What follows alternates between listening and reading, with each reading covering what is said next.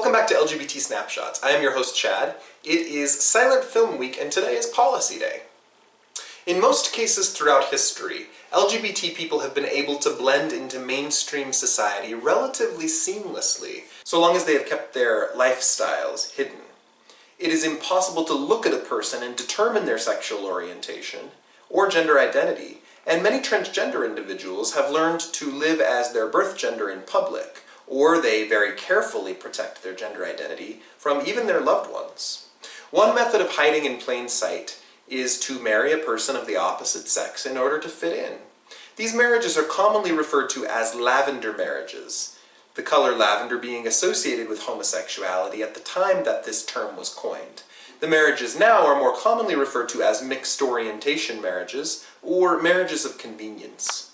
While these marriages have existed in politics, sports, and every other area of society in every era, they became famous, very famous in Hollywood as a way of protecting the reputation of particular stars who would lose their box office potential and earnings if the public discovered their sexual preference or gender identity.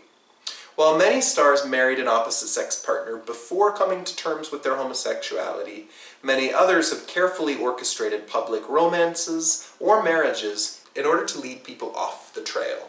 Even flamboyant stars like Liberace had arranged girlfriends to show off to reporters while really having boyfriends on the side. In fact, many professionals in Hollywood had, and sometimes still have, morality clauses in their contracts, preventing them from coming out of the closet as LGBT or T. Some of these marriages have resulted in children, some were brief, and others have lasted for decades.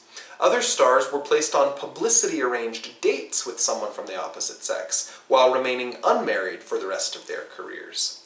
Many of these stars weren't revealed as LGBT until years after their deaths, sometimes decades later, stars like Rock Hudson, for example. During the silent film era, there were dozens of stars who remained closeted, carefully protecting themselves through fake news interviews, pretend dates, and lavender marriages. And many of these marriages were directly arranged by the heads of the film studios, like Warner Brothers and MGM. Although we have come a long way, there are still contracts with clauses like this in Hollywood and in other industries. I hope you learned something today. Please like, subscribe, share with your friends, and we will see you back here tomorrow as Silent Film Week concludes with Friend and Foe Day.